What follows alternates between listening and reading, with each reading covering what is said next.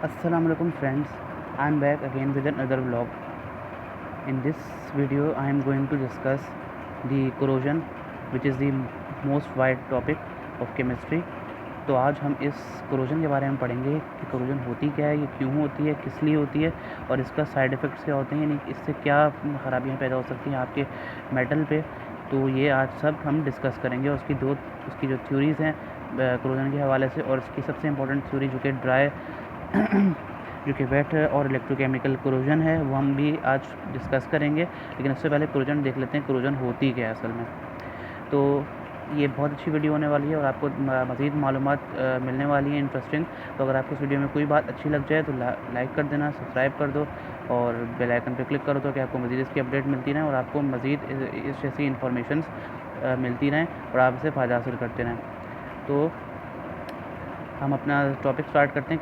Corrosion क्या होता है? दरअसल जब किसी भी मेटल सरफेस का, हमेशा याद रखिए ये कोरोजन जो होती है मेटल्स पे होती है, कभी भी नॉन मेटल पे कोरोजन नहीं होगी, क्योंकि मेटल्स का जो है उसके एटम से मिलकर बना होता है। मेटल जो है एटम से मिलकर बने होते हैं, नॉन मेटल भी एटम से मिलकर बने होते हैं, लेकिन जो मेटल्स जो होते हैं वो अपने इलेक्ट्रॉन्स जो हैं वो बाहर रिवॉल्व भी कर सकते हैं, मतलब इलेक्ट्रॉन बाहर दे सकते हैं।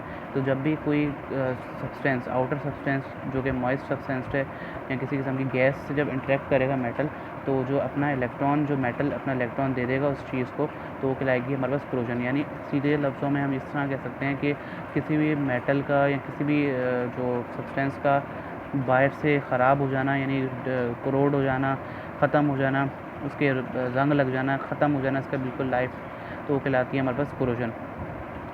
अब कोरोजन होती किस लिए है, किस वजह से होती है? असल में होती इस वजह से है कि अगर मिसाल के तौर पे कोई एक आयरन, आपने देखा होगा कि अगर कोई बाइसाइकिल वायर पड़ी है या किसी किस्म का चम्मच वायर पड़ा है जो कि कॉपर का बना हुआ है या आयरन का बना हुआ है, या बहुत सारे और मेटल्स हो सकते हैं। इसका अगर आयरन की बात कर लें तो वायर, अगर हम किसी भी आयरन की चीज़ को अगर हम बहुत अरसे के लिए अगर बाहर छोड़ दिया जाए, उसको, पानी की बात नहीं हो रही है अभी सिर्फ एयर की बात हो रही है। अगर एयर में इसको बाहर छोड़ दिया जाए, जिसके अंदर एयर के अंदर मॉइस्चर मौजूद है, जो एयर के अंदर जो मॉइस्चर मौजूद है, उससे क्या होगा कि जो मॉइस्चर जो है वो रिएक्ट कर जाएगा हमारे मेटल के साथ, क्योंकि मॉइस्चर का मतलब होता है H2O रिएक्ट कर जाएगा हमारे पास फेरस के साथ, फेरिक ऑक्साइड बना लेगा, यानी रस्ट बना लेगा हमारे पास, और इस तरह हमारे पास कोरोजन हो जाएगी। कोरोजन जो ड्राई कोरोजन भी होती है और वेट कोरोजन भी होती है। अब वेट कोरोजन आपने बहुत जगह देखी होगी, जैसे जंग के ऊपर जो होती है वो वेट कोरोजन होती है। ड्राई कोरोजन जो है आपके पास कॉपर वगैरह पे होती है, यानी तमाम के तमाम, कॉपर पे नहीं होती है। जो ड्राई कोरोजन होती है वो आपके पास होती है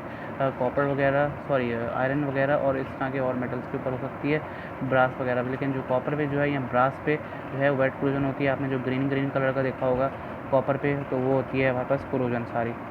तो कोरोजन बहुत सारी वजूहत की वजह से हो सकती हैं कि अगर आपके पास किसी किस्म की गैसेस मौजूद हैं, जैसे सल्फ़र डाइऑक्साइड गैस हो गई या हाइड्रोजन सल्फाइड गैस हो गई, यानी H2S गैस हो गई, या बहुत सारी और गैसेस हो गई, या मॉइस्चर हो गया खुद, तो वो जो है कोरोजन क्रिएट कर सकता है। यहाँ बाज़ होता है कि pH लेवल जो होता है वो बहुत ज़्यादा, pH लेवल यानी नेगेटिव लॉगरिथम जो होता है हाइड्रोजन आयन कंसंट्रेशन का, यानी किसी भी सब्सटेंस के अंदर अगर H पॉजिटिव आयन अगर ज़्यादा है तो वो कहलाती है हमारे पास pH। लेकिन अगर pH किसी सब्सटेंस की ज़्यादा है, किसी भी एलिमेंट की जो कि आउटर साइड पर मौजूद है हमारे मेटल के, उसकी अगर pH ज़्यादा है तो वो भी कोरोजन क्रिएट कर सकती है। अगर वो एसिडिक pH है, यानी अगर 7 से लेस है pH, तो वो जो है आपकी एसिडिक कोरोजन कहलाएगी। लेकिन वो जो है एसिडिक होने की वजह से वो उसको तबाह कर देगी उस चीज़ को, चाहे वो बाइसाइकिल का कोई पार्ट हो गया या आयरन का बना हुआ कोई पार्ट हो गया। जैसे बॉयलर के कई इंटरनल पार्ट होते हैं, एक्सटर्नल पार्ट होते हैं, कोरोजन की वजह से ख़त्म हो जाते हैं, उसकी स्टीम की वजह से अंदर जो बिल्डअप हो रही होती है। तो ये सारी कोरोजन की एक्सप्लेनेशन थी। अब आगे हम लोग देख लेते हैं कोरोजन की जो थ्योरीज़ हैं, जिसमें सबसे इंपॉर्टेंट थ्योरी वेट और इलेक्ट्रोकेमिकल कोरोजन, वो भी देख लेते हैं, और मज़ीद इसके जो असरात हैं यानी फैक्टर्स, वो भी पहले डिस्कस कर लेते हैं। सबसे पहले हम फैक्टर डिस्कस करते हैं, फिर बाद में हम कोरोजन की थ्योरी पढ़ेंगे, क्योंकि की थ्योरी थोड़ी बड़ी है, डिटेल्ड है, इस वजह से। सबसे पहले हम देख लेते हैं बाकी। तो जो फैक्टर जो है इन्फ्लुएंस जो हो रहा है कोरोजन पे, यहाँ पर बहुत सारे फैक्टर्स हैं। यहाँ पर नेचुरल फैक्टर्स भी हो सकते हैं, आर्टिफिशियल फैक्टर्स भी हो सकते हैं। जैसे कि हमारे पास फैक्टर इन्फ्लुएंसिंग कोरोजन के, अगर हमारे पास क्या है, physical state of the metal, यानी अगर जो फिजिकल स्टेट मेटल की जो है, अगर अगर ग्रेटर है यानी अगर क्या है, the rate of the corrosion is influence by the physical state of the metal, the smaller the grain size of the metal और the alloy the greater will be the corrosion. यानी अगर smaller metal होगा, यानी जिस तरह अगर कोई nail है, यानी नेल से मुराद अगर कील व्हील है, कील ये छोटा होता है साइज़ में, तो जितनी छोटा होगा उतना ही इसके ऊपर कोरोजन जो है असरअंदाज होगी, तो उसकी सरफेस एरिया पर डिपेंड करती है कोरोजन। अब इसके अलावा क्या है, relative area of the anode and cathode, यानी एनोड एंड कैथोड के एरियाज़ के ऊपर भी फ़र्क आता है बहुत। when the two dissimilar metals or the alloys are in contact, the corrosion of the anodic part is directly proportional to the ratio of the cathodic part and the anodic part.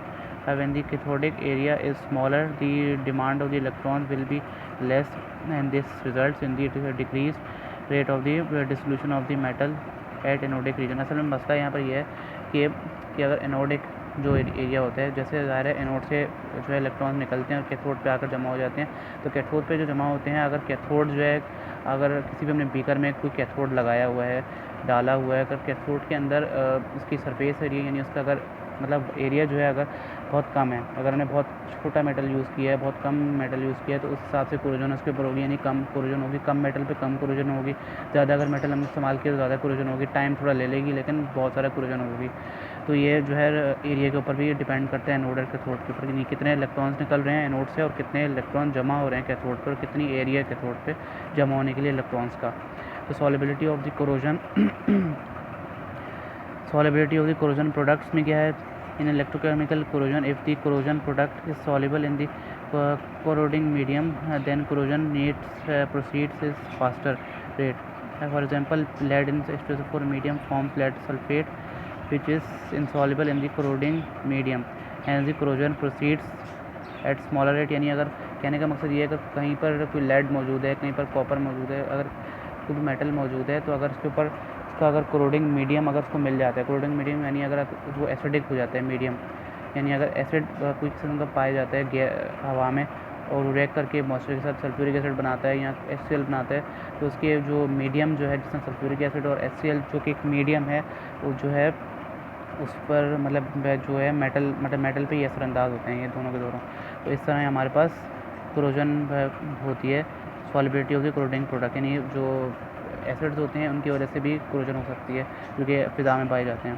इसके अलावा purity of the metal, यानी कितना pure metal है, जितना pure metal होगा उतनी इसके ऊपर जो है आपके पास क्या है, यहाँ पर लिखा हुआ है कि lesser is the percentage purity of the metal faster is the corrosion, यानी lesser percentage purity of the metal faster corrosion, यानी जितना मेटल प्योर नहीं होगा, यानी लेस मतलब लेस होगा प्योर होगा मेटल। यानी अगर किसी भी मेटल में ज़रा अगर स्टेनलेस स्टील की बात की जाए, तो स्टेनलेस स्टील बहुत सारे जो है मेटल्स का अलॉय होता है। अलॉय वो सब्सटेंस को कहते हैं जो कि अगर 3-4 एलिमेंट मिला दिए जाएँ आपस में और वो उसकी एलिमेंट की जो है जो क्वालिटी कह लें या उसकी जो ताकत को इन्हेंस कर दें, यानी कोरोजन को वो प्रिवेंट करे, तो वो कहलाते हैं अलॉय। अगर किसी किस्म का स्टेनलेस स्टील में जो है बहुत सारी कॉम्पोजिशन के एलिमेंट डले होते हैं, जैसे कॉपर डला होता है, जो है आपका कॉपर डला होता है, इसके अलावा आपका स्टील डला हुआ होता है, और इसके अलावा भी बहुत सारे और एलिमेंट्स, पिज आयरन, व्रॉट आयरन और बहुत सारे तरह की चीज़ें इसमें यूज़ हुई होती हैं कॉम्पोजिशन में अलग अलग। तो अगर जितना आपके पास लेस परसेंटेज होगी मेटल की, यानी अगर आयरन के अंदर हमने और भी प्रोडक्ट डाल दिए हैं और तो उसकी जो है मतलब अगर आयरन के अंदर हमने इस टाइप के प्रोडक्ट डाले हैं, जैसे एलॉय वाले प्रोडक्ट नहीं, अगर इस टाइप के प्रोडक्ट डाले हैं, जैसे हमने डाल दिया कोई इस टाइप का दूसरा एलिमेंट जो कि कोरोड हो सकता है, तो उसकी जो है कोरोजन क्वालिटी मतलब अगर कोट किस्म का किसी किस्म का होगा एलिमेंट में, तो वो जल्दी कोरोड होगा या जल्दी ख़राब हो जाएगा। एलॉय का केस अलग है, एलॉय में ऐसे एलिमेंट डाले जाते हैं जो कि कोरोड नहीं होते हैं। बाकी रहेगा position in the galvanic series. ये असल में क्या है कि the greater the oxidation potential the metal is the metal is higher. अब in the galvanic series greater it is the tendency to anodic and hence greater is the ratio of the corrosion. यानी अगर आपके पास galvanic series अगर higher है, यानी क्योंकि galvanic की सीरीज़ अगर हायर है किसी भी एलिमेंट की, तो उसकी ज़्यादा कोरोजन का रेट होगा, यानी ख़त्म होने का ज़्यादा रेट होगा इसका। तो ये सब इसका सारा सिलसिला है।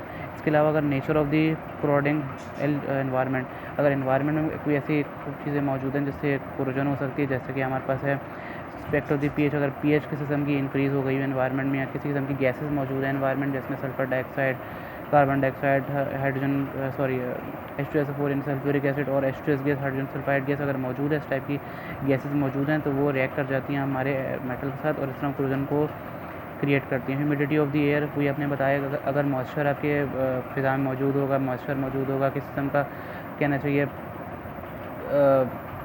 कि किसी किस्म की एक्सटर्नल आपके पास मॉइस्चर मौजूद होगा तो आपके पास तब भी कोरोजन हो सकती है। टेम्परेचर के ऊपर भी असर करता है, अगर ज़्यादा टेम्परेचर बहुत ज़्यादा हो जाएगा टेम्परेचर तो वो तब भी कोरोजन क्रिएट कर सकता है।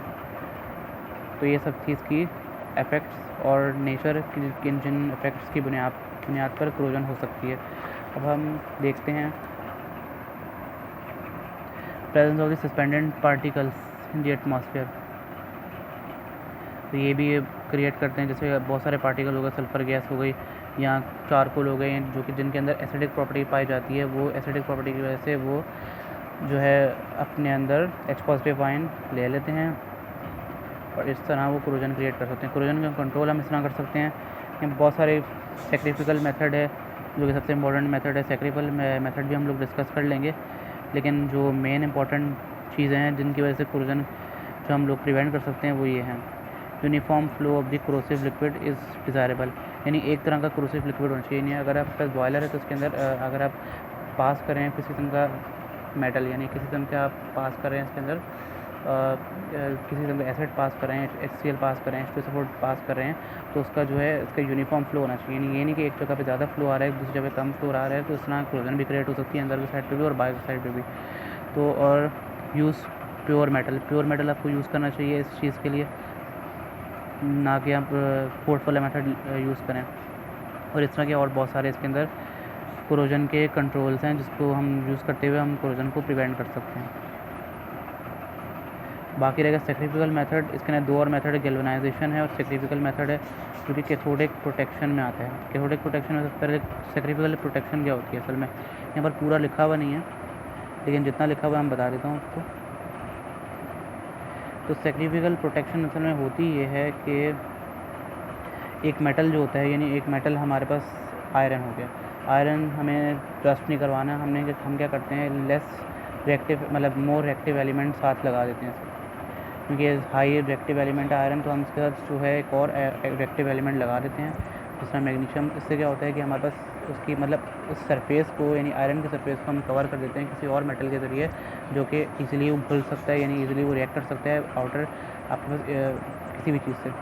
तो हम क्या करते हैं इसके अंदर हम बाहर की साइड पे हम प्रोटेक्शन लगा देते हैं, यानी रिएक्टिव मेटल लगा देते हैं, तो इस तरह हमारे पास जो है वो बाहर वाला मेटल घुलता रहता है और अंदर वाला मेटल जो है वो प्रोटेक्ट मतलब उसको वो महफूज रहता है किसी किस्म के मसले से।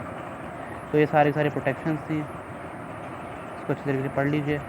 सब ऐसा ही है, इसके अंदर क्रोमियम की परसेंटेज डाली जाती है, इस तरह बहुत सारे मैग्नीशियम है, जिंक है, एल्युमिनियम है, जो कि हम लगा देते हैं ईज़िली, जो सेक्रिफिकल एनोड्स के तौर पर इस्तेमाल आते हैं। तो बाकी रह गया हमारे पास एसिड थ्योरी ऑफ कोरोजन। इतना खास इंपॉर्टेंट नहीं है, लेकिन जो सबसे ज़्यादा इंपॉर्टेंट जो है वो हम वेट और इलेक्ट्रोकेमिकल कोरोजन हम अगली वीडियो में देखेंगे, क्योंकि थोड़ा सा लेंदी है, वैसे वीडियो थोड़ी बड़ी हो रही है, तो हम अगली इसको वीडियो में जज करेंगे इसको। तो अगर आपको इस वीडियो में कोई बात अच्छी लगती है तो लाइक कर दें, सब्सक्राइब करें और बेल आइकन पे क्लिक कर दें। और उम्मीद है कि आपको ये अच्छी लगी होगी वीडियो, और अगली वीडियो के लिए आप वेट करें। अल्लाह हाफ़िज़।